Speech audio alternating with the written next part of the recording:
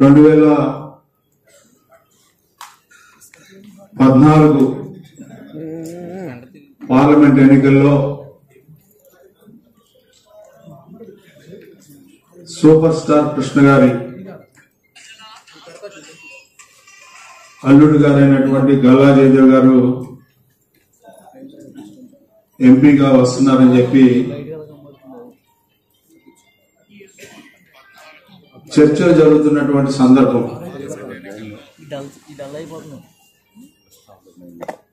ఎక్కడో చిత్తూరు నుంచి తిరుపతి నుంచి ఇక్కడికి వస్తున్నారని చెప్పి అదే సందర్భంలో పెమ్మసాని సాంబశివరావు మనందరికీ సుపరిచితులు, మనం ముద్దుగా సాంబయ్య అని చెప్పి అనుకుంటూ ఉండేవాళ్ళు. మరి వాళ్ళ అబ్బాయి కూడా ఆ ఎన్నికల్లో నర్సరావుపేట నుంచి పోటీ చేస్తారని చెప్పి మనకు ఆ రోజు ఉన్నటువంటి సమాచారం. 2014లో చాలా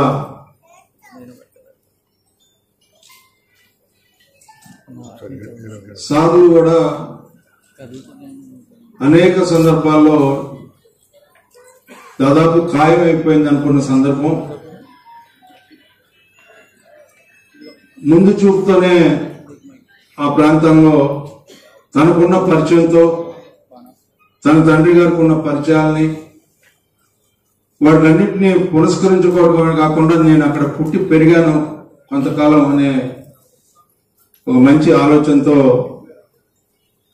ఆ ప్రాంతంకి ఆ ప్రాంతంలో ఉన్నటువంటి అనేక సందర్భాల్లో సహాయం చేయడమే కాకుండా పార్టీ పరంగా కూడా చాలా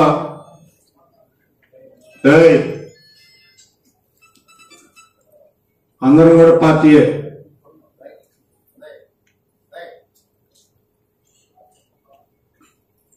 చాలా ఆర్థికంగా కూడా కొన్ని కోట్ల రూపాయలు ఆ రోజునే ఖర్చు చేసినటువంటి కుటుంబం పెమ్మసాని చంద్రశేఖర్ గారి కుటుంబం.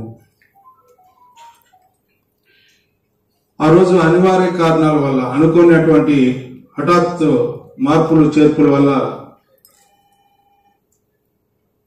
కొంత నిరాశకి గురైన మాట వాస్తవం. నేను ఆ రోజే ఇంకా అప్పటికి ఖరారు వల్ల నేను ఫోన్ చేసి నాకున్న కొద్ది పరిచయం ఆ రోజున 2014లో మీరు ఎందుకు అక్కడ ఆఫ్ చేసుకున్నారు, మంది ఈ ప్రాంతం కదా, నాకు ఇంకా అప్పుడు సీట్ కూడా కన్ఫర్మ్ అవ్వాలా. 2009లో ఓడిపోయినా 14 మళ్ళీ వేరే వ్యక్తిని అనే ప్రచారం జరుగుతా ఉంది. నా గురించి తర్వాత సంగతి కానీ ముందు మీరు ఇక్కడికి వస్తే బాగుంటది కదా, ఇది మన ప్రాంతం కదా అని చెప్పంటే నేను ఈయనకి ఇష్టం అని కూడా నేను చెప్పడం జరిగింది అధిష్టానానికి. ఈయన నేను అట్లా మాట్లాడలేదు, రాజా ఎట్లా అనుభవించాడో నాకు తెలియదు కానీ నాకు ఇక్కడే ఇష్టం అని చెప్పి నర్సరావుపేట ఆ రోజు అనడం జరిగింది. సరే అనుకోకుండా ఆ రోజున మేము నిజంగానే పార్టీ పరంగా చంద్రశేఖర్ గారిని నిరాశపరిచాం. ఆ రోజున వెళ్ళినటువంటి వ్యక్తి మరి ఈ రోజుల్లో మనం చూస్తా ఉన్నాం, ఇక్కడ సీట్ రాకపోతే ఎమ్మటే ఇంకో పార్టీలో సీట్ వచ్చేలాగా ఉండేది.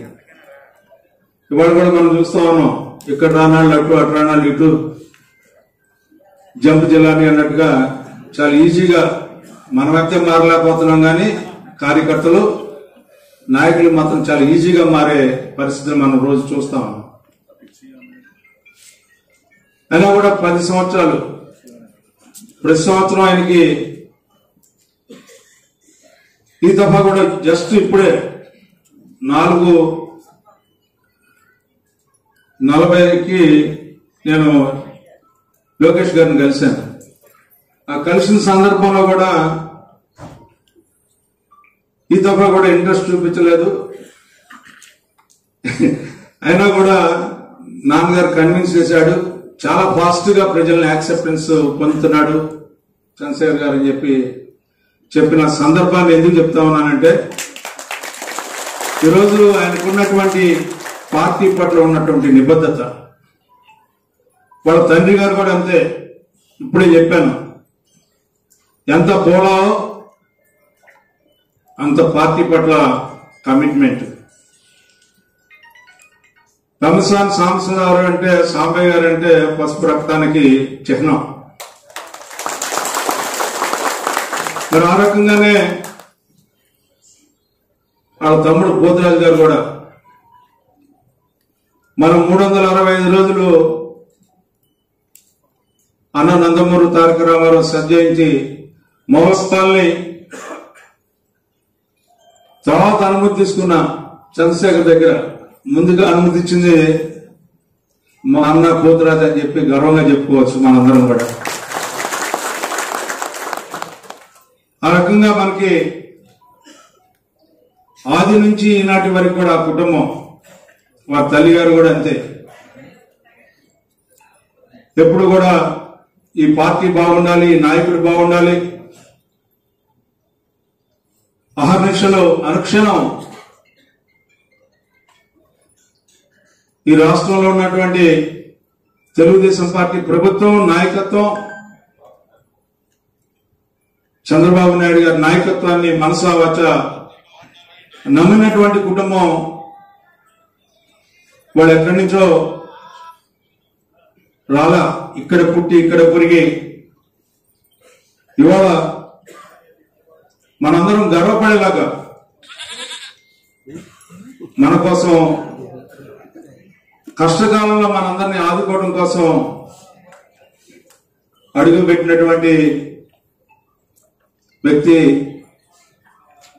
కన్సర్న్ చంద్రశేఖర్ గారు అని చెప్పి మీకు మనం చేస్తున్నాం. ఎందుకంటే వైనాట్ 175 అంటా ఉన్నారు. ఈ మధ్య తగ్గింది. మామూలుగా మీసాలు తిప్పారు, మామూలుగా తొడలు కొట్టారు, చిటికలు వేశారు, కళ్ళు మూస్తే తెలిసే లోపల ఎలక్షన్ అయిపోద్దన్నారు, రకరకాలుగా మాట్లాడినట్టు అన్ని కూడా మనం 4 సంవత్సరాల 10 నెలల నుంచి వీక్షిస్తున్నాం. మరి మన చెవులు చిల్లులు పడేలాగా చెప్పినటువంటి మాటలు వింటా ఉన్నాం. ఈ రోజున పరిస్థితి తారుమారే పరిస్థితి వచ్చిందనేది వాళ్ళకు కూడా అర్థమైంది. ఇవాళ నోరు బెగట్లా, ఎందుకంటే చేసిన మోసాలు, జరిగిన నష్టాలు, ఈ రోజున ఈ రాష్ట్రం అభద్రతా భావానికి ఎందుకు గురైంది అనే దానికి, ఈ రాష్ట్రం ఏ రకంగా కూడా అభివృద్ధి కాకుండా చేసినటువంటి అభివృద్ధి నిరోధకులుగా, చరిత్రహీనులుగా ఈనాడు మనకు కనపడే పరిస్థితి కళ్ళకి కట్టినట్టుగా ఈ రోజున కనపడుతున్నటువంటి దృశ్యం. రాజధాని లేని రాష్ట్రంగా, ప్రాజెక్టు లేని రాష్ట్రంగా, పరిశ్రమలు లేని రాష్ట్రంగా, నిరుద్యోగం ప్రబలిపోయే రాష్ట్రంగా, మహిళలకు ఇచ్చిన మాటను నిలబెట్టుకునే రాష్ట్రంగా, అప్పుడు రాష్ట్రంగా ఈ రోజున ఒకటేమిటి అన్నిటినీ కూడా నాశనం చేసి, వ్యవస్థల్ని నిర్వీర్యం చేసి, రాజ్యాంగాన్నే తిరిగి రాయాలనే ఆలోచన కలిగినటువంటి ప్రభుత్వాలు ఈ 5 సంవత్సరాలను మనం పాలించినందుకు సిగ్గుపడాలో, ఏడవాలో, నవ్వాలో తెలియనటువంటి పరిస్థితిలో ఈ రాష్ట్రాన్ని ఉంచినందుకు జగన్మోహన్ గారికి హ్యాట్స్ ఆఫ్ చెప్పాల్సినటువంటి పరిస్థితి. ఎందుకంటే 151 మందిని గెలిచి ఇవాళ 151లో ఏ సంఖ్య అనేది వాళ్ళు కోరుకోవటం, తెలియక కోరుకోవటం, ఏ సంఖ్యను కోరుకోవాలో తెలియనటువంటి పరిస్థితిలో ఈనాడు ఈ రాష్ట్ర పాలన చేశారంటే ఇంతకంటే దుర్మార్గం ఇంకెక్కడా ఉండదని చెప్పి నేను అనుకుంటా ఉన్నా. ఈరోజు చంద్రశేఖర్ గారి గురించి కూడా కొద్దిగా నాకు తెలిసింది చెప్తాను, మిగతాది ఆయనే చెప్తాడు. విద్యాధికుడు, ఈరోజు ఇక్కడ పుట్టి ఇక్కడ పెరిగి స్వశక్తితో తను ఒక సామ్రాజ్యాన్ని నిర్మించుకున్నటువంటి వ్యక్తి అని చెప్పి చెప్పొచ్చు.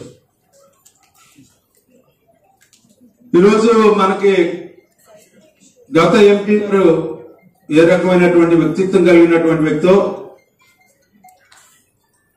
ఎవరిని నొప్పించగా తానవ్వక ఇతరులు నొప్పింపగా అందరినీ కూడా సంతోషంగా మనందరికీ మనవాడు అని అనిపించుకునేలాగా ఏ రకమైతే 10 ఏళ్ళు మరి ప్రజల యొక్క గుండెల్లో మిస్టర్ ప్రైమ్ మినిస్టర్ అనే పదం మనం మర్చిపోకుండా మన హృదయాల్లో చిరస్థాయిగా ముద్ర వేసుకున్నటువంటి వ్యక్తి గల్లా జయదేవ్.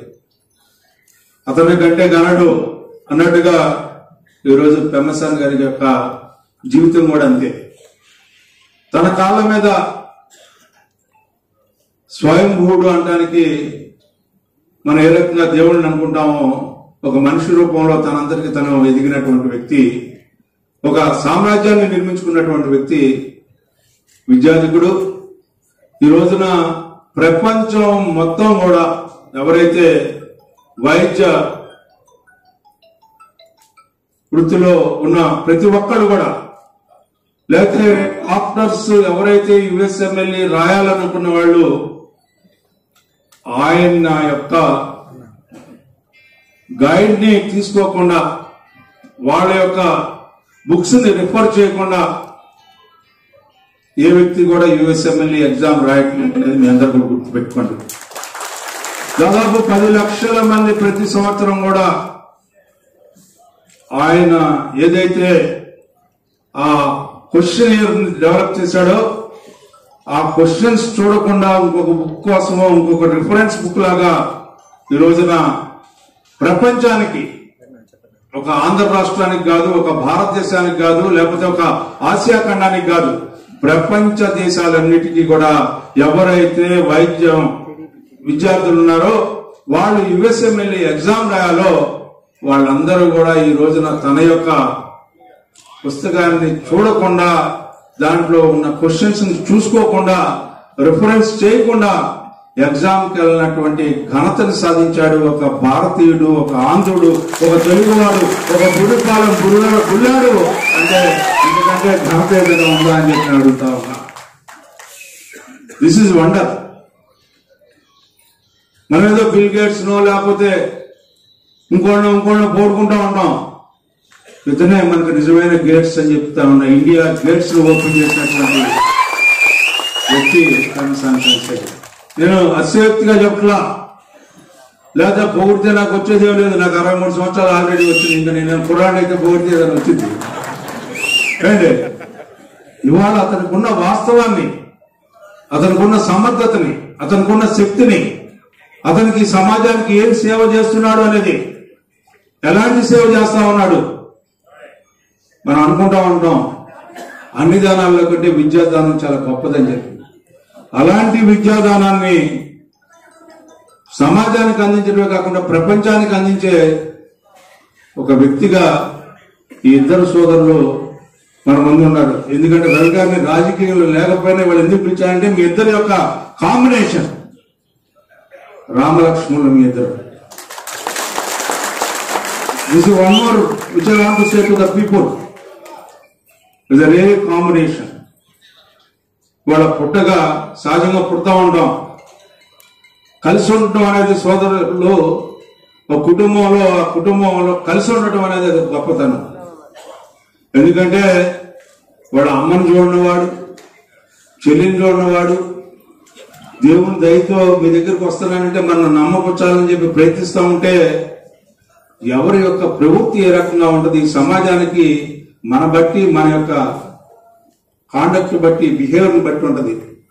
ఎందుకు వీళ్ళిద్దరి గురించి చెప్పాల్సినటువంటి పరిస్థితి వచ్చిందంటే వీళ్ళకున్న సోదర భాతృత్వం, ఒకళ్ళ కోసం ఒకళ్ళు ఉండాలనే భావన ఉన్నప్పుడు మీకోసం ఉండబోతున్నారని చెప్పడానికి వీళ్ళిద్దరిని ఉదాహరించాల్సిన అవసరం ఉంది. దట్ ఈజ్ చంద్రశేఖర్ అని చెప్పి మనం చేస్తాం.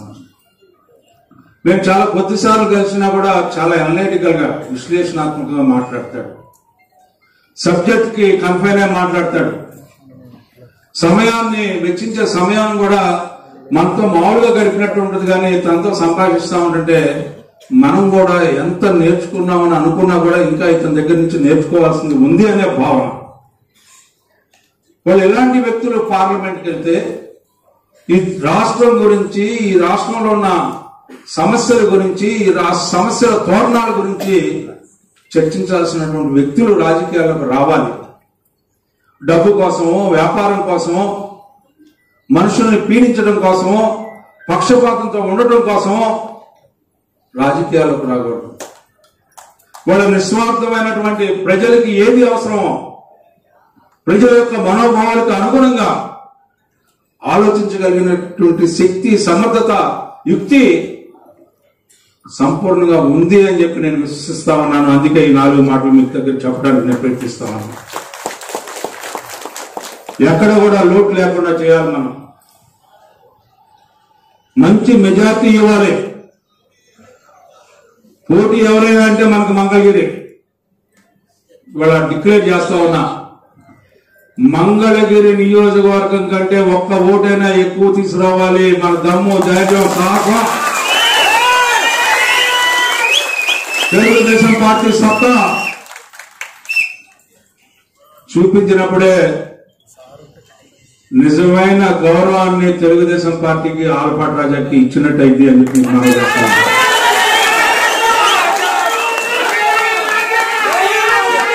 చాలా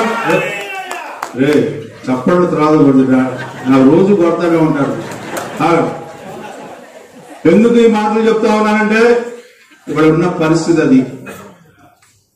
రాజా గారికి సీటీ లేదనో, లేకపోతే ఏం జరిగిందో చూసిన తర్వాత చేద్దాంలేనో,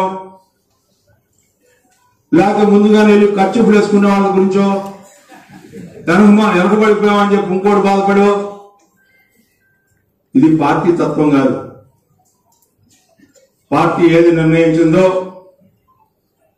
పార్టీ ఏది తీర్మానం చేసిందో, నేను గతంలో కూడా మీ అందరికీ చెప్పాను, అధిష్టాన నిర్ణయం మన శిరోధార్యం అని చెప్పి. ఇక్కడ పొత్తులో మనం కాదు కూడదన్నాం. మనకి పార్టీకి నష్టం జరిగిద్దన్నాం. మనం బలమైన క్యాడర్ ఇక్కడ ఉన్నామని చెప్పాం. అయినా కూడా పొత్తు అనివార్యం కాబట్టి, పొత్తును ఆహ్వానించాం కాబట్టి, పొత్తు అనేది ఒక చారిత్రాత్మకమైన అంశం కాబట్టి, ఈ రాష్ట్రానికి అవసరం కాబట్టి పొత్తులో మన సీట్ కోల్పోవడం జరిగింది. ప్రత్యేకంగా ఈరోజు నేను మీ అందరికీ నిర్మాణం చేసేది, ఏది ఏమైనప్పటికీ మనకి నష్టం జరుగుతా ఉంది. ఈ 4 సంవత్సరాల 10 నెలల కాలం ఈ రాష్ట్ర ప్రజలు నష్టపోయింది, క్యాడర్ నష్టపోయింది. ఆఖరికి మన యొక్క నాయకుడు, జాతీయ పార్టీ అధ్యక్షుల్ని అక్రమంగా నిర్బంధించినటువంటి 53 రోజుల సంఘటన ప్రతి ఒక్కళ్ళు గుర్తుపెట్టుకోవాలి ఈ సందర్భంలో.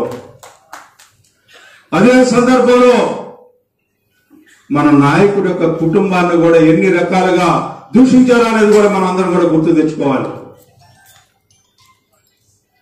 ఈ పార్టీ పట్ల విధేయత, ఈ పార్టీ పట్ల నమ్మకం, ఈ పార్టీ పట్ల విశ్వాసం, మన నాయకుడి పట్ల గౌరవం ఎవరికైనా ఉంటే ఏ ఒక్కరు కూడా రెండో చూపు చూడటానికి వీల్లేదు అని చెప్పి సందర్భంగా మిమ్మల్ని అందరినీ కోరుకుంటా ఉన్నా. చంద్రశేఖర్ గారికి ఎన్ని ఓట్లు వచ్చినాయో, పొత్తు తరఫున మన పార్టీ అభ్యర్థిగా మన పొత్తు తరఫున ఎవరైతే పోటీ చేస్తా ఉన్నారో శాసనసభ్యుడికి కూడా అన్ని ఓట్లు వచ్చినప్పుడే నిజమైన న్యాయం, మనం ఈ పార్టీకి పట్ల విధేయతతో ఉన్నాం అనేది మనం తెలియజెప్పిన వాళ్ళు అవుతామని చెప్పి మీ అందరికీ మనం చేస్తా ఉన్నాం. ఎవరు ఏది మాట్లాడినా కూడా తప్పుడు సంకేతం అవుతుంది. నా కోసం నిజంగా మీరు శ్రమించినట్లయితే, నా కోసం నిజంగా మీరు ఎంతో మంది త్యాగం చేశారు. మీ జీవితాన్ని పణంగా పెట్టి నా కోసం పోరాడారు ఈ 15 సంవత్సరాలు. ఈ రోజు కూడా ఒక పైసా ఆశించి కూడా నా కోసం పనిచేశారు, పార్టీ కోసం పనిచేశారు. నేను మొట్టమొదటిగా చంద్రశేఖర్ గారిని రాజకీయ పరంగా కలిసిన తర్వాత, గురిపాలన కలిసిన తర్వాత నేను ఒకటే మాట చెప్పాను, మా నాయకులు ఎవరు కూడా డబ్బులు ఆశించారండి, డబ్బులు అడిగేవాడు కాదు అని చెప్పాను మొట్టమొదటి మాట. ఎందుకంటే మీ యొక్క వ్యక్తిత్వం నాకు తెలుసు. మీరు ఏ రకంగా ఈ పార్టీని ఆదుకున్నారు ఈ 15 సంవత్సరాలు, మీ అందరి యొక్క ఆశీస్సుల వల్ల నేను నాయకుడిగా ఇక్కడ కొనసాగా. ఎవరో కొంతమందికి నచ్చకపోవచ్చు నా నడత, కొంతమంది అఘోరంగా మాట్లాడచ్చు నా గురించి. నేను ఎప్పుడు కూడా వాళ్ళని విరోధులుగా భావించలా. ఎందుకంటే అజ్ఞానంతో కూడినటువంటి అజ్ఞానానికి జ్ఞానానికి ఒకే అక్షరం తేడా. కానీ జ్ఞానవంతులు పెద్దలు క్షమించాలి. ఇంకో కుర్చీ చేసి దక్షిణామూర్తి గారిని కూడా వేదిక మీద తీసుకురండి. కాదు, మీరు కింద కూర్చోవడానికి వీల్లేదు. దక్షిణామూర్తి గారిని వేదిక మీద తీసుకురండి. ఎందుకంటే జ్ఞానానికి అజ్ఞానానికి ఒకే అక్షరం తేడా.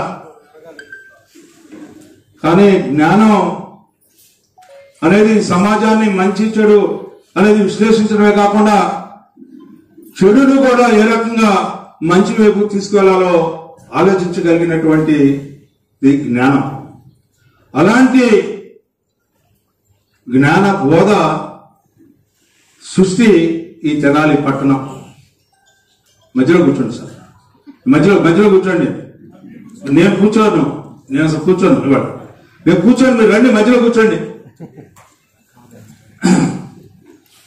ఎందుకంటే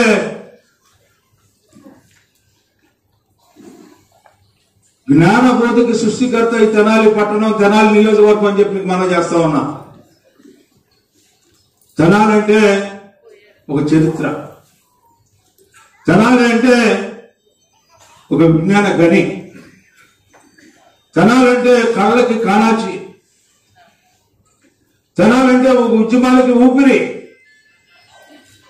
పోరాటాల పురిటిగడ్డ. అలాంటి ప్రాంతంలో ఈ ప్రజలతో కలిసి నాయకత్వం వహించడం అనేది ఒక దేవుడు కలిగించిన అదృష్టంగా నేను భావిస్తాను. అలాంటి నాయకత్వం ఇచ్చిన వాళ్ళు మీ అందరూ కూడా అలాంటి నిబద్ధత కలిగినటువంటి సైనికుడు ఏ రకంగా సరిహద్దును కాపాడుతాడో, అన్ని త్యాగాలకి ఆఖరికి ప్రాణత్యాగానికి సైతం వెరవకుండా భారతదేశ సరిహద్దుని కాపాడే సైనికుడు ఎలాంటాడో తెలుగుదేశం పార్టీలో కార్యకర్త కూడా అలాంటి వాడే అని చెప్పి మీ అందరికీ మనం చేస్తున్నాం. అందుకే ఎక్కడ కూడా ఎలాంటి సందర్భంలో కూడా తప్పు జరగకూడదని, తప్పు చేయరని 3 రోజుల కిందట బాబు గారిని కలిశారు. పరిస్థితులు విశదీకరించా. ఈరోజు చిన్నబాబును కలిశారు. వాళ్ళు అన్నమాట ఒకటే, నీ గురించి నువ్వు చెప్పుకోవాల్సిన అవసరం కానీ మా దగ్గర లేదు, నీకు ఏం చేయాలో అనేది మాకు వదిలిపెట్టు అని చెప్పినటువంటి మాటనే మీకు చెప్పాలి. అందుకనే మీరు నా గురించి చింతపడద్దు. నా జీవితంలో ఆఖరి శ్వాస ఉన్నంత వరకు కూడా మీకు చాలాసార్లు చెప్పి ఉంటాను, నా చిన్నప్పుడు స్నేహితుడు ఈనాటికి స్నేహితుడే, నాకెవరు విరోధం లేరు. నేను ఎవరిని వదులుకోను. నన్ను వదులుకుంటే వదులుకోవాలి, కానీ ఎవరినైనా సరే నేను వదులుకోలే ఎవరిని. అదేవిధంగా మీలో ఎవరికైనా నేను ఎక్కడికైనా పోతేనో, లేకపోతే ఇవాళ కొత్త పార్టీలు లేకపోతే ఇంకోళ్ళు కొత్త నాయకత్వం వస్తుంది, మనం ఏంటి, మనం ఎట్లా అడ్జస్ట్ అవ్వగలమనే భావన మీకు ఉంది. నేను ఎక్కడికి పోను. నేను ఎక్కడున్నా మిమ్మల్ని వదిలిపెట్టను. మీరు ఎప్పుడు రమ్మంటే అప్పుడు వస్తా. మీ సమస్య ఎప్పుడున్నా నాకు తెలియకుండా మీకు ఏదైనా సమస్య వస్తే ఆ సమస్య పరిష్కరించకుండా ఉంటే ఆ సమస్య పరిష్కరించడానికి ఆలపాటి రాజా ఆ ఇంట్లో ఉంటాడని చెప్పి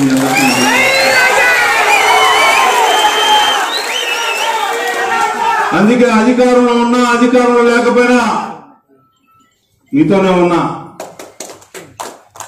నా ఇంట్లో కంటే నా ప్రజలతోనే ఉన్నా. మీ అందరికీ తెలిసిన సంగతి. అధికారంలో ఓడిపోయినప్పుడే 2009లో కానీ 2019లో కానీ మరుసటి రోజే పార్టీ ఆఫీస్కి వచ్చారు. చాలా మంది ఎందుకు మనకి ఇప్పుడే తొందర ఏముంది అని అంటే, ప్రజలు బాధపడాలి మనం ఓడించినందుకు, నాయకులు సిగ్గుపడాలి, ఎవరైనా కృత్రిమంగా ద్రోహం చేసినందుకు మనం ఎందుకురా సిగ్గుపడాలి, మనం ఎవరికి అన్యాయం చేయాలా, ఎవరిని మనం బాధ పెట్టలా, ప్రజల్ని కానీ లేకపోతే నాయకుల్ని కానీ కార్యకర్తలు కానీ వాళ్ళ మనసులో ఏదైనా ఉండి బాధపడాలి, కానీ మనం పార్టీ పరంగా ఎవరిని బాధ పెట్టలా, మనం భయపడాల్సిన అవసరం లేదని చెప్పి మరుసటి రోజు నుంచే చంద్రశేఖర్ గారు కూడా చెప్పాలి ఈ మాట. ఈ యొక్క రాష్ట్రానికి రాజధాని వచ్చే 53 రోజుల పైన టెంట్లు తగలబెట్టించుకునేదాకా పోరాటం చేసినటువంటి నాయకత్వం ఇక్కడ ఉన్న నాయకత్వం. అది నా గొప్పతనం కాదు, ఇక్కడ ఉన్న కార్యకర్తల యొక్క గొప్పతనం అని చెప్పి మనం చేస్తా ఉన్నా. అలాంటి నాయకత్వం జనాల నాయకత్వం. భవిష్యత్తులో ఇదివరకు జనాల నియోజకవర్గం ఉండేది పార్లమెంటు, దురదృష్టవశాత్తున మీరు వచ్చేటప్పుడు గుంటూరుకి మారింది. మరలా ఏదైనా అవకాశం వస్తే మన ఊరికి మార్పించాలని చెప్పి కూడా కోరుతా ఉన్నాయి ఈ పార్లమెంట్ పేరుని. ఎందుకంటే దాదాపు స్వాతంత్రం వచ్చిన దగ్గర నుంచి కూడా పెద్దలు దక్షిణామూర్తి గారికి తెలుసు, దాదాపు ఈ ప్రాంతానికి జనాల నియోజకవర్గం అని ఉండేది. పెద్దలు పోటీ చేసినప్పుడు ఎవరు పోటీ చేసినా కూడా మరి ఆ రకంగా ఎంతో మంది గొప్ప గొప్ప నాయకులు వెళ్ళినటువంటి ప్రాంతం ఈ ప్రాంతం. అలాంటి ప్రాంతాన్ని ఏలబోతా ఉన్న ఒక అంశాన్ని వాడు పేరుకి ఇంటి పేరుకు తగ్గట్టు ఆ చంద్రార్కం నీ వంశాన్ని గుర్తుపెట్టుకునేలాగా పాలించవయ్యా అని చెప్పి ఆ భగవంతుడు ఆ శక్తిని సమర్థతని నీకు ఇవ్వాలని చెప్పి కోరుకుంటూ ఈ రోజున మీరు మాట్లాడే ముందు పెద్దలు ఒక్క 2 నిమిషాలు, ఎందుకంటే దక్షిణామూర్తి గారు ఆయన చూసి మనందరం కూడా నేర్చుకోవాలి. ఆయన 1987 అనుకుంటా మొట్టమొదటిసారిగా నిస్వార్థ జీవి, నిష్కలంకుడు, అజాత శత్రువు, అందరి బంధువు, అలాంటి వ్యక్తిని ఓడించినటువంటి గడ్డ ఈ తెనాలి గడ్డ. ఏమని చెప్పమంటావయ్యా నీ గురించి? ఆ రోజు నుంచి మానేసిన జెండాన్ని వదలనటువంటి ఏకైక వ్యక్తి దక్షిణామూర్తి. ఎవరు మారినా ఎవరు మారిపోయినా తెలుగుదేశం పార్టీ అన్న నందమూరి తారక రామారావు, ఆ తర్వాత చంద్రబాబు నాయుడు నిబద్ధత. నాకు ఎంత ఆశ్చర్యం అంటే, నేను కొడాలి వేరే గారిని చూశాను, ఆ తర్వాత దక్షిణామూర్తి గారిని చూశాను రాజకీయాల్లో. వీళ్ళిద్దరూ కూడా మరవలేనటువంటి వ్యక్తులు. ఒక ఆయన జీవితాన్ని కాలం చేశారు, ఈయన మనకున్న మిగిలినటువంటి ఒక రకంగా చెప్పాలంటే ఈ ప్రాంత పెద్ద, ఈ ప్రాంతానికే పెద్ద దక్షిణామూర్తి గారు. కులాలకి మతాలకి వర్గాలకి అతీతుడైనటువంటి పెద్ద దక్షిణామూర్తి గారు. వృత్తి వైద్య వృత్తైనా సమాజం పట్ల, సమాజంలో ఉన్న సమస్యల పట్ల అవగాహన కలిగినటువంటి మహోన్నతుడు. ఆయన ఒక పుస్తకం రాస్తే ఆ పుస్తకంలో నాకు ఒక చిరు చోటు ఇచ్చినందుకు మీకు శతకోటి వందనాలని చెప్పి మనం చేసుకుంటాం. నీలాంటి వ్యక్తికి గుర్తుండేలాగా నేను ఏదైనా సేవ చేస్తుంటే అది మా తండ్రి ఇచ్చినటువంటి నాకు ఒక గొప్ప వరం ఏంటంటే ఆయన కొడుకుగా పుట్టడం. ఒక స్వాతంత్ర సమరయోధుడు కొడుకుగా పుట్టినందుకు, నాకు ఈ అవకాశం వచ్చినందుకు, నన్ను మీరు గుర్తుంచుకొని నీ యొక్క చరిత్రలో నాకు ఒక చోటు ఇచ్చినందుకు నేను నిజంగా ధన్యుడిని. డాక్టర్ గారు, మరి ఈ సందర్భంగా మీరు ఒక 2 నిమిషాలు మన పెద్దలు మీ ఇష్టం నాకంటే 20 ఏళ్ళు చిన్నవారు, మరి ఏ మీటింగ్కి రావట్లేదని మన డాక్టర్ గారు రాజకీయ రమ్మంటాడు ప్రతి మీటింగ్. నేను ఎక్కడ వచ్చేదండి 85 ఏళ్ల వయసులో కూలి పడిపోతున్నాను, నా మిస్సెస్ వెళ్ళొద్దు. కానీ ఇది ముఖ్యమైన మీటింగ్ నడుస్తాను. సరే 2-3-4 నిమిషాలు ముగిస్తాను. నేను నా 74 సంవత్సరాల నుంచి న్యూస్ పేపర్ చదువుతున్నాను. గుడ్పల్లి గ్రామం వలసపూడి ప్రక్కనే మా ఎదురుగానే లైబ్రరీ ఉండేది. 74 సంవత్సరాల వయసు అంటే ఏంటి, నా 14వ సంవత్సరం నుంచి పేపర్ చదువుతున్నా. నేను రాజకీయవాది కాదు. ఎవరు మంచి ఎవరు చెడు గ్రహిస్తా. ప్రపంచం అంతా తెలియాలి, దేశం అంతా తెలియాలి, రాష్ట్రం అంతా తెలియాలి. ఇటువంటి ముఖ్యమంత్రిని నేను చూడాల, మేము చూడాల, ఎవరు చూడాల. ప్రకాశం గారు చివరిలో ఎంతో అష్టకష్టాలు దారిద్ర్యం అనుభవించాడు.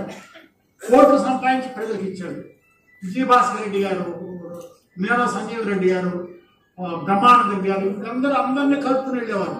ఇలాంటి వాడు వాళ్ళ తండ్రి కంటే కూడా వాళ్ళ తండ్రితో సంబంధం లేదు అసలు.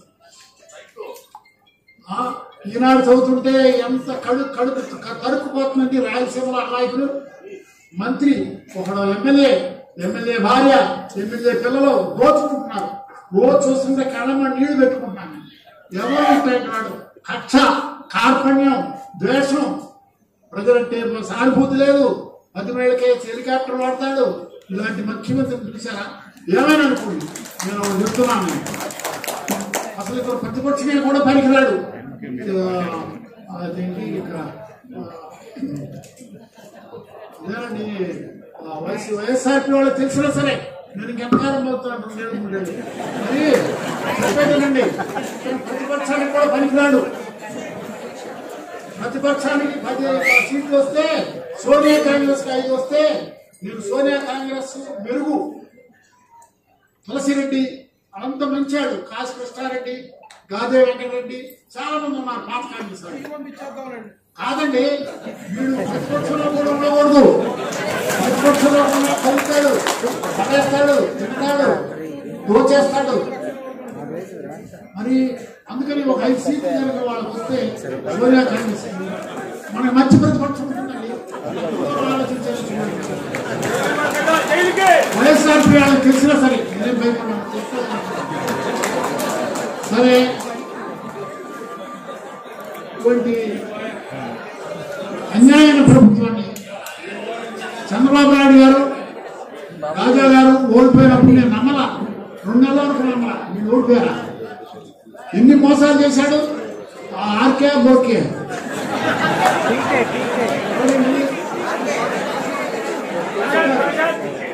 ప్రశాంత్ కిషోర్ పీకే వాళ్ళతో మోసాలు చేయించాడు. ఎప్పుడైతే చంద్రబాబు పదవి అలంకరించాడో ఆ రోజు నుంచి వెనక నుంచి ఓటు ఎట్లా గొడవాలి, ఎట్లా నేను గతికెక్కాలి ఏమనుకున్నాడు. అసలు వాడికి నెహ్రూ అంటే తెలుసా, గాంధీ అంటే తెలుసా, అంబేద్కర్ అంటే తెలుసా, అబ్దుల్ కలాం ఆజాద్ అంటే తెలుసా, పటేల్ అంటే తెలుసా? తెలియదని నేను అనుకుంటున్నాను. నేను ఛాలెంజ్ చేస్తాను. నేను వాడు 45 ఏళ్ళు 50 ఏళ్ళు వాళ్ళ నాన్న దగ్గర వెనకుండి వాళ్ళ నాన్నే తిట్టాడు. ఇక్కడ ఉన్నదిరా, నువ్వు బెంగళూరు వెళ్ళిపోతే వాళ్ళ నాన్న పేరు చెప్పుకుని కొన్ని కోట్లు, 1000 కోట్లు సంపాదిస్తే వాడు ఏమనుకున్నాడు, పిల్లల గేమ్ అనమాట. ఓహో, ఇంత తేలిక గెలిస్తే నేను ముఖ్యమంత్రిని అవుతానా? నిజమండి, నేను పేపర్ చదువుతున్నా, నాకు ఇవన్నీ తెలుసు. ఇంత తేలిక అని గబాబా వాడిని ఆర్కేని పీకేని పట్టుకుని ఎట్టగా మోసం చేసి గెలిచాడు. నేను నమ్మల రాజా గారు కానీ చంద్రబాబు నాయుడు గారు కానీ ఓడిపోతారని అనుకోవాలి. కాబట్టి ఆ మోసాలు చివరి వరకు చేస్తాడండి. ఇప్పుడు నమ్మకాన్ని వీల్లేదు, మనం గెలుస్తామని చివరి రోజు వరకు చేస్తాడు. మనం ప్రతిఘటించాలి. రైతులు, మహిళలు, బేదలు, ఎస్టీలు.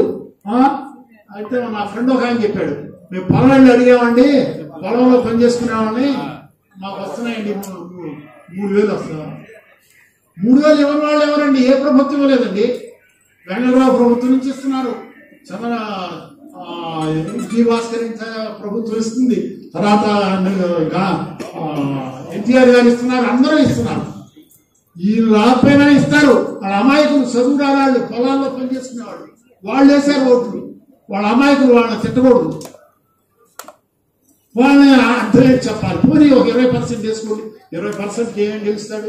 మనకు 45-50% వస్తుంది. కాబట్టి ఇతను ఎంత శీఘ్రంగా వదిలించుకుంటే అతని మీద వ్యక్తిగత ద్వేషం లేదు. అట్లాగే లోకల్ ఎమ్మెల్యే గురించి కూడా నాకేం వ్యతిరేకం లేదు. ఎక్కడ కనపడితే కానీ మీ నాన్నగారి టైంలో నేను టీడీపీ మీ నాన్న తిరిగేవాడిని అని చెప్పాయి శివకుమార్. ఈ నియోజకవర్గం గురించి మాట్లాడిన కానీ పొన్నూరులో ఉమారెడ్డి వెంకటేశ్వర గారు పేరు కూడా చెప్తున్నాను. ఫ్రెండ్ ఎక్కడ కనపడ్డా ఏమంటే అందులోకి ఎందుకు వెళ్ళారు మా దాంట్లో మళ్ళీ తిరిగి వెళ్ళా నేను. ఆయన అట్లా అంటాడంటే చిత్రుమారంటే ఆ అల్లుడిని అక్కడ పెట్టాడు. రోజు పొన్నూరులో ధ్వంసం, గ్రానైట్, గ్రావెలు, ఇసుక, మట్టి అన్ని ఎన్ని ఘోరాలు చేస్తున్నారు. అందరూ ఎమ్మెల్యేలు లాగానే ఆయన కూడా చేస్తున్నారు. ఉదాహరణ చెప్తున్నా మన పొన్నూరు నియోజకవర్గం పక్కన. ఇప్పుడు ఉమారెడ్డి అల్లుడిని పార్లమెంట్ మెంబర్గా నిలబెడుతున్నారు కొడుకులు. కాబట్టి అతను ఎట్లా అంటాడంటే ఎంపీ ఇచ్చాం, మంత్రి ఇచ్చారు మన తెలుగుదేశంలో ఉన్నప్పుడు. కాబట్టి ఈ కాంబినేషన్ వల్లే రాజా గారికి సీట్ రాలేదని, రాజా గారికి రాలేదు, దేవినేని ఉమ్మకి రాలేదు, మా నియోజకవర్గం మైలవరం వాళ్ళిద్దరు రాలేదని ఎంతో బాధపడ్డారు. అసలు అక్కడి నుంచి రావటం ఏంటండి, వైకాపా నుంచి వచ్చిన వాడిని వసంత కృష్ణప్రసాద్ ఎందుకు ఇవ్వాలి? కాస్ట్ ఫీలింగ్ లేదు నాకు. ఎవరు మంచో వాళ్ళే, ఎందుకు ఇచ్చారో తెలియదు. చంద్రబాబు నేను విమర్శించలేదు. అట్లాగే మీరేమని అనుకోండి, శ్రీకృష్ణదేవరాయలకి ఎందుకు ఇవ్వాలి? కాదండి, అనేక ముగిస్తున్నా. రాజా గారు నన్ను పొందనంత మాత్రం నేను అంత గొప్పవాడేం కాదు. ఆయన మంచితనం, అది బ్లేడరు, తర్వాత సాహిత్యం అన్నీ వచ్చు, వివిధ కళలు. ఇప్పుడు ఇది కూడా వచ్చిందండి, రాజనీతి అన్నాడు. నేను ఉండగా నన్ను ఎవరు విమర్శించినా నేను పట్టించుకోను అన్నాడు. అంతకంటే గొప్పతనం ఏమన్నా. అట్లాగే చంద్రశేఖర్ గారు వారు వస్తున్నారని తెలుసు. బ్రదర్స్ రవి మరి ఆయన మంచాడని మీకు తెలుసు, మోహన్ అని తెలుస్తుంది.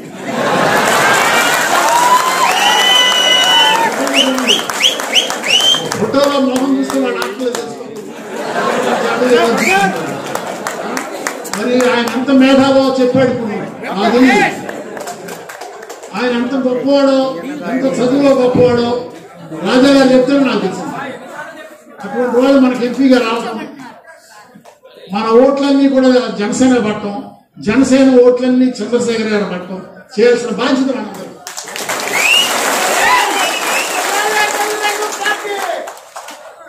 కాబట్టి నేను ఎక్కువసేపు మాట్లాడడం. గురిపాలెం అందరూ తెలుసు నాకు. నేను ఉండేది గురిపాలెం రోడ్లో. మా హాస్పిటల్ ఇల్లు కూడా అందరినీ గుర్తుపడతాయి. 500 కుటుంబాలు, అందరూ బంధువులు. కాబట్టి కులాన్ని బట్టి నేను సపోర్ట్ చేయట్లా. గల్లా జయదేవ్ చేశాడు, అంతకుముందు వారి వెంకటేశ్వరులు చేశాడు, ఇంకోడు మంచి వాళ్ళు చేశారు. మరి ఇతను ఓడించకపోతే మనకి భవిష్యత్తు లేదు ఆంధ్ర రాష్ట్రానికి. ముస్లింలు, ఆడవాళ్ళు కొంతమంది తెలియక, పేద ప్రజలు వేశారు దుర్మార్గం తెలియక. మరంట జట్టి రేణుగా ఆమె చూపించింది సెల్ ఫోన్ లో ప్యాకెట్లు ఇస్తున్నాడు, స్వీట్స్ ఇస్తున్నాడు, డబ్బులు ఇస్తున్నాడు. ఆమె చూపించింది ఆ కింద భార్యగారి కూతురు. కాబట్టి ఎన్ని మోసాలు చేస్తారో చివరి వరకు నమ్మటానికి లేదు. మనలో కూడా చంద్రబాబు ఎప్పుడే చంద్రబాబేనా అని ఓడించారు.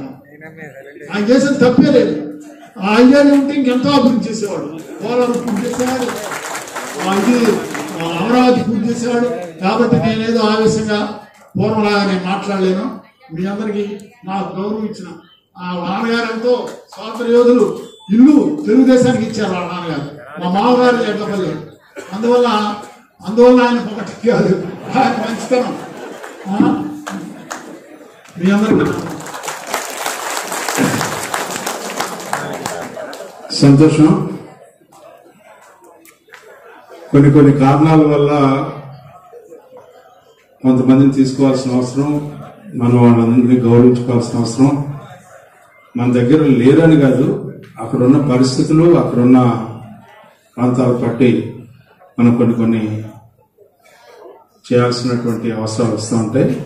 దాన్ని మనం వేరే రకంగా భావించొద్దని చెప్పి పెద్దలు ఆయనకున్నటువంటి ఆలోచనని వ్యక్తం చేశారు తప్పితే దాన్ని వేరే రకంగా మీరు భావించకూడదు అని చెప్పి మీ అందరికీ మనవి చేస్తూ ఇప్పుడు రంసాన్ చంద్రశేఖర్ గారు మన పార్లమెంట్ తెలుగుదేశం పార్టీ అభ్యర్థి మాట్లాడవలసిందే కోరుతున్నాను.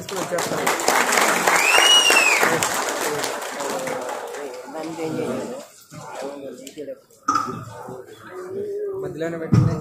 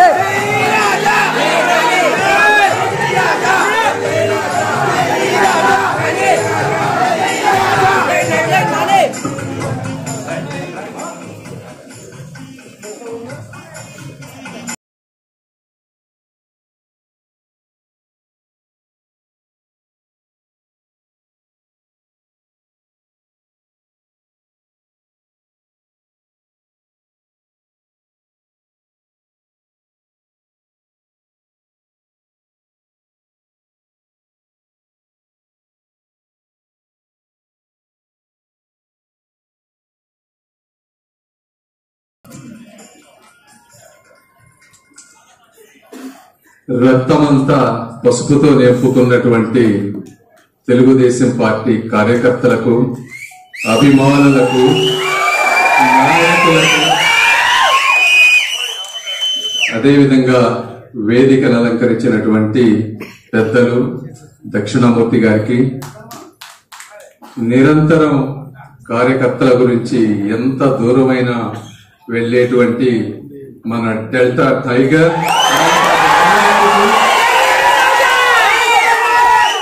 నా హృదయపూర్వక కృతజ్ఞతలు. మరి 2019 ఒకసారి వెనక్కి వెళ్తే ఆ రోజు ఓటమి తర్వాత బాధని గొంతులో దిగమింగుకొని వారు చెప్పినట్టు నెక్స్ట్ రోజే కార్యకర్తల కోసం ముందుకు వచ్చినటువంటి గొప్ప వ్యక్తి రాజా గారు. మీరు చాలా ప్రాంతాల్లో మనం చూస్తా ఉన్నాం. ఈ రాష్ట్రంలో కార్యకర్తల గురించి నిరంతరం శ్రమించినటువంటి అతి తక్కువ మంది నాయకుల్లో ఉన్నారు రాజా గారు. ఆయన నేను చాలా ఏరియాలో చూస్తూ ఉంటాను, సామాజిక సమీకరణలు ఇవన్నీ ఎలా ఉంటాయి అనేది. వారు ఈ ప్రాంతంలో ప్రతి ఒక్కరిని, ప్రతి సామాజిక వర్గాన్ని కలుపుకొని ముందుకు వెళ్లి సొంత డబ్బులతో ఖర్చు పెట్టి, మీరు చూశారు 365 రోజులు అన్నగారు సినిమాలు వేయటం దానికి ఎంతో కృషి ఉంటుంది. ఒక్కొక్కసారి ఎంతమంది చేయాలనుకున్నా కూడా అది చేయలేరు.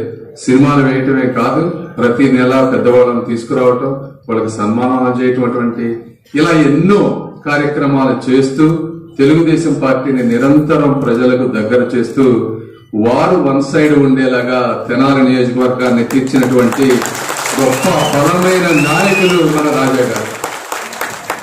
అయితే దురదృష్టవశాత్తు ఈ రోజున పొత్తులో ఈ సీటు రాకపోవడం అనేది చాలా బాధాకరం. మీరందరూ ఆయన్ని ఎంతగా అభిమానిస్తారో నాకు తెలుసు. అయితే నా వంతు కృషిగా నేను ఏం చేయాలో నేను అవన్నీ చేస్తూ ఉన్నాను. అవన్నీ కొన్ని బయటకు చెప్పలేం. బట్ వాళ్ళ బ్రదర్ కూడా లాస్ ఏంజల్స్ లో ఉంటారు. వారు నేను అమెరికాలో తెలుగుదేశం పార్టీ కార్యకర్తలందరినీ ఏకం చేయడానికి వెళ్ళినప్పుడు నాతోటి 2 రోజులు గడిపి నాకెంతో సహాయం చేశారు. సో వాళ్ళ ఫ్యామిలీ అంటే నాకు ఒక అనుబంధం, ఒక రెస్పెక్ట్. కాబట్టి నా నుంచి రాజా గారికి ఎప్పుడు పరిపూర్ణమైనటువంటి సహకారం ఉంటుందని మీ అందరికీ తెలియజేసుకుంటున్నాను. మరి కార్యకర్తల గురించి చెప్పాలి. కాలక్రమేణా కార్యకర్తల్లో కూడా మార్పులు వస్తూ ఉన్నాయి. అయితే తెనాలి నియోజకవర్గం మాత్రం ఒక ప్రత్యేకమైనది. ఎందుకంటే రాజా గారు చెప్పారు, ఫస్ట్ మాట చెప్పింది వాస్తవం. ఇక్కడికి మీరు డబ్బు ఖర్చు పెట్టాల్సిన అవసరం లేదు. నేనన్నా ఈ కార్యక్రమానికి ఎంత ఖర్చు అవుతుందో నేను ఇస్తాను అంటే, చిచ్చి అలాంటి వద్దు అని చెప్పారు. ఇలాంటి కార్యకర్తలు ఉన్నటువంటి ప్రాంతాలు అతి తక్కువ అని నేను ఈరోజు మీకు అందరికీ తెలియజేసుకుంటున్నాను. రెండవది ఎక్సెప్షన్ ఏంటంటే, నేను ఇన్ని కార్యక్రమాలు చూశాను. ఎక్కడ ఇంతమంది మహిళా కార్యకర్తలు ఉన్నటువంటి నియోజకవర్గం లేదు. అదేవిధంగా ఇక్కడ ఉన్నటువంటి మహిళా కార్యకర్తల్లో ఉన్నటువంటి పౌరుషం చాలా తక్కువ ప్లేసుల్లో ఉంటుంది. వాళ్ళు ఫేస్బుక్ లో సోషల్ మీడియాలో ఎంత వేధించినా కూడా వీళ్ళు పడేటువంటి పోరాటం మీ అందరికీ వందనాలు. మరి నేనెందుకు రాజకీయాల్లోకి వచ్చాను అని అనుకుంటే మీ అందరికీ తెలుసు. నేను ఇక్కడ పుట్టి పెరిగిన వాడిని, పల్నాడు ప్రాంతంలో ఎక్కువ రోజులు పెరిగిన వాడిని. అమెరికా వెళ్ళాను. దేవుడు అతి తక్కువ మందికి ఇచ్చేటువంటి సక్సెస్ నాకు ఇచ్చాడు. అతి తక్కువ మందికి. అది మరి ఏ జన్మలో ఎవరు చేసుకున్న అదృష్టమో గానీ ఆ విధంగా వచ్చింది. అంటే ఇవన్నీ వచ్చినప్పుడు ఏదో విధంగా మన ఈ ప్రాంతానికి సేవ చేయాలనేటువంటిది ఎప్పటి నుంచో బలంగా ఉండేది.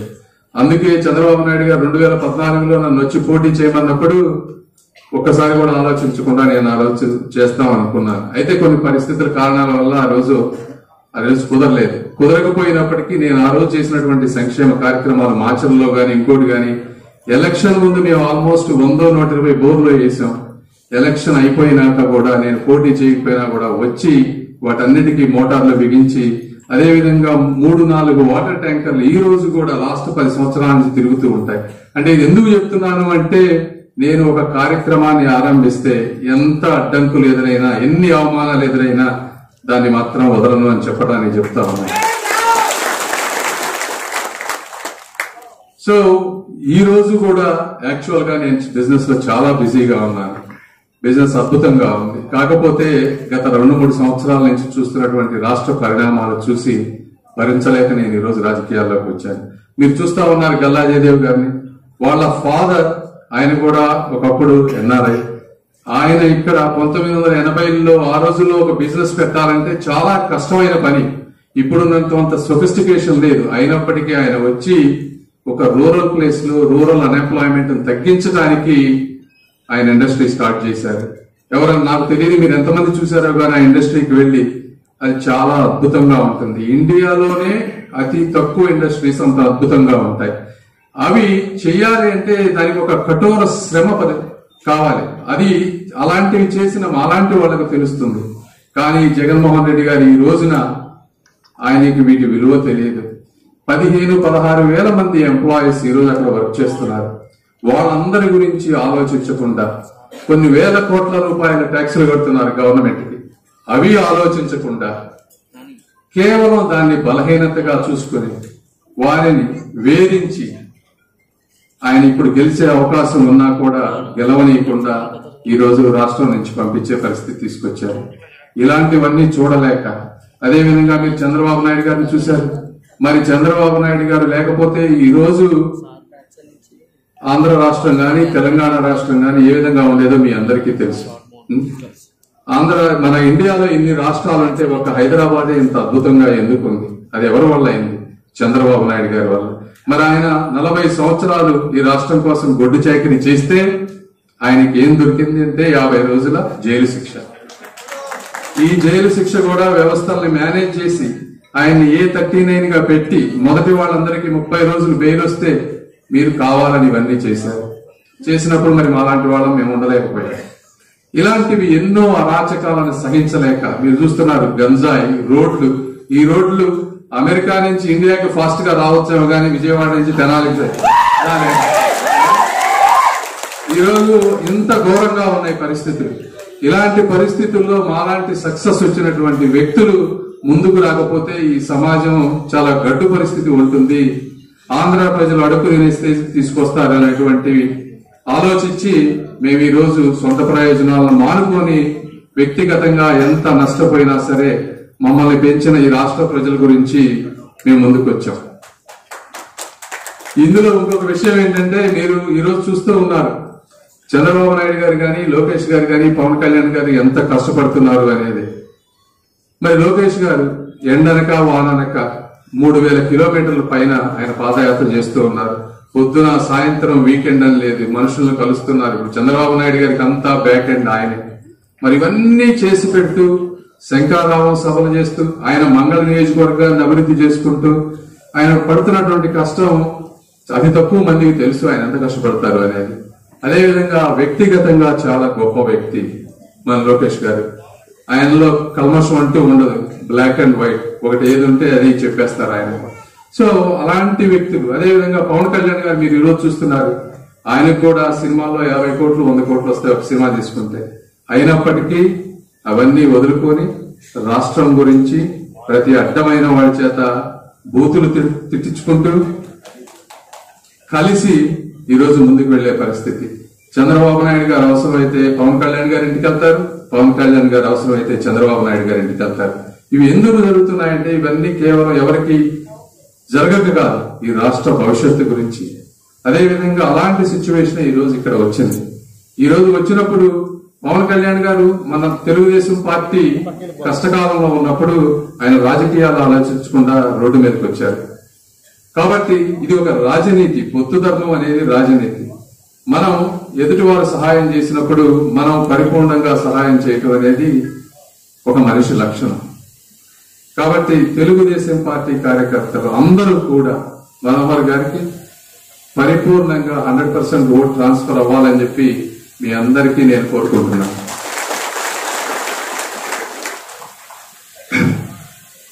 సో ఇవి కాకుండా నేను వ్యక్తిగతంగా ఏం చేయాలనుకుంటున్నాను అంటే, ఇక్కడికి వచ్చినందుకు అంటే గుంటూరు పార్లమెంట్ అనే దాన్ని మీరు ఇండియాలో నంబర్ 1 పార్లమెంట్ గా చేయబోతున్నాను నేను. అది మీకు ఇప్పుడు అర్థం కాకపోవచ్చు ఎలా చేస్తాను అని. నేను అమెరికాలో ఒక చిన్న స్టేజ్ నుంచి అక్కడ తీసుకెళ్ళినప్పుడు కూడా నాకు ఎవరు మెంటర్స్ లేరు.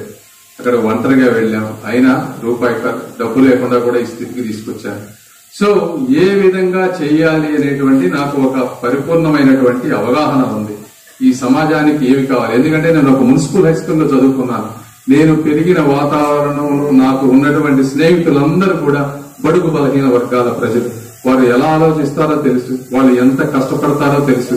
నాకు తెలిసినంత వరకు మాకు కులాలు మతాలు లేవు. ఎందుకంటే నేను అమెరికా పోయినప్పుడు నన్ను పెంచి పోషించింది ఇద్దరే, ఒకళ్ళు white people, రెండొకళ్ళు black people.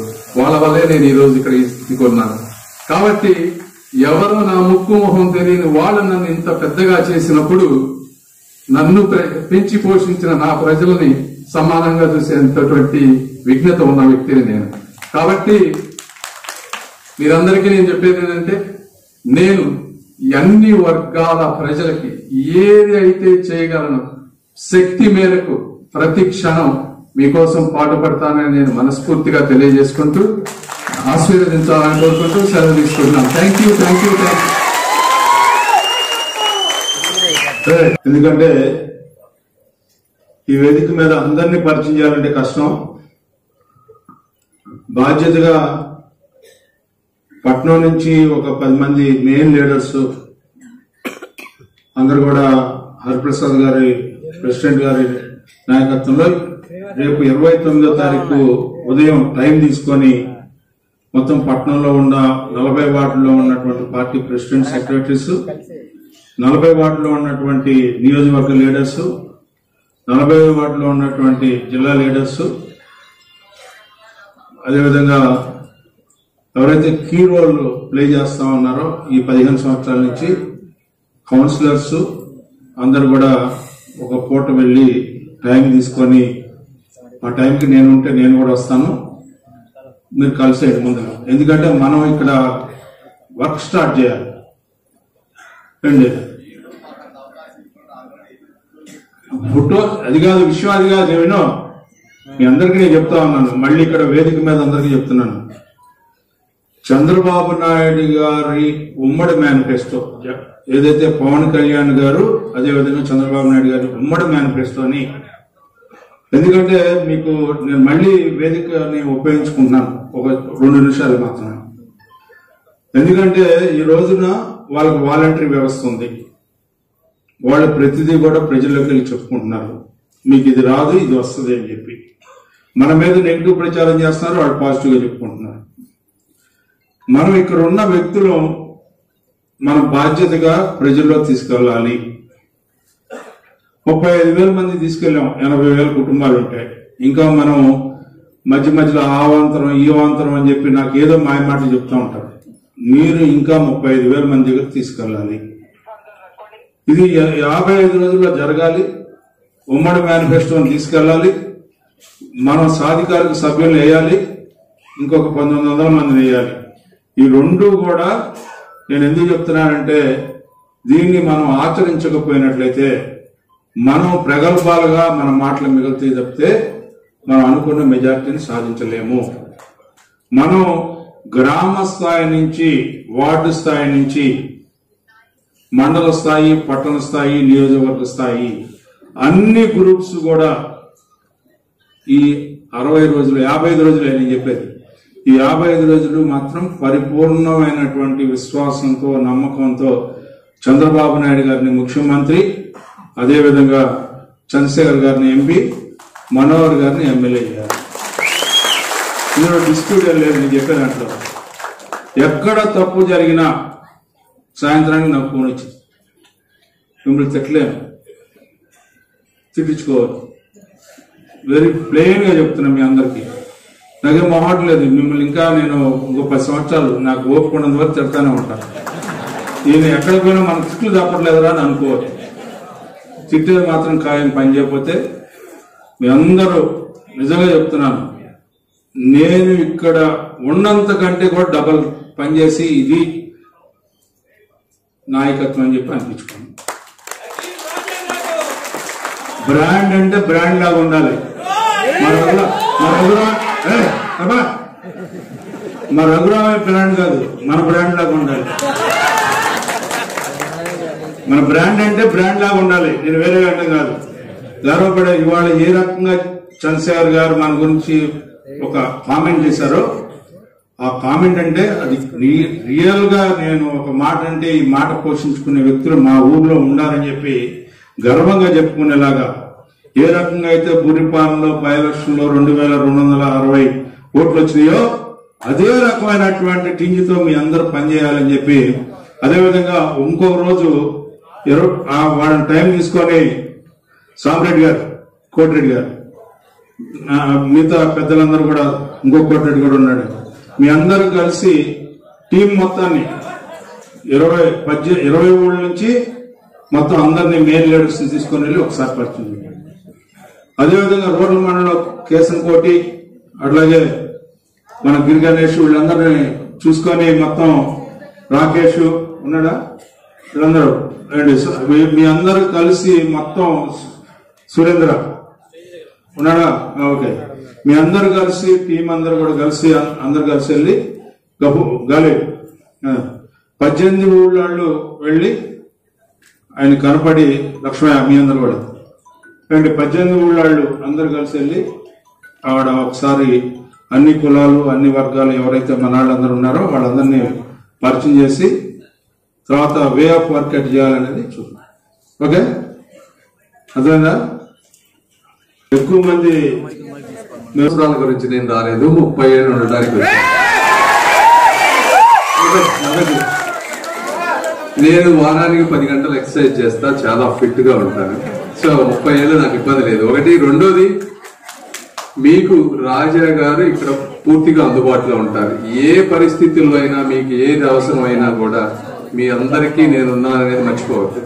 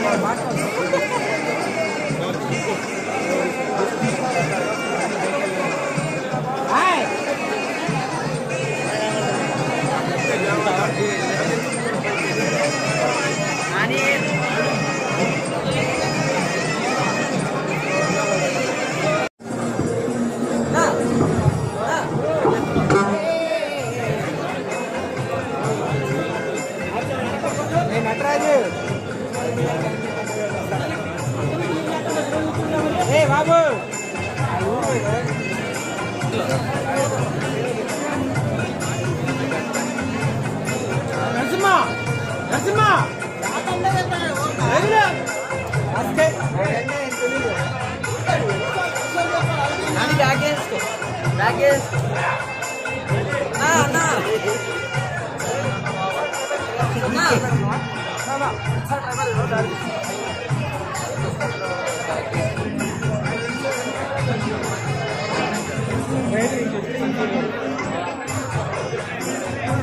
Nani కొంచెం వెనుకుంటావా?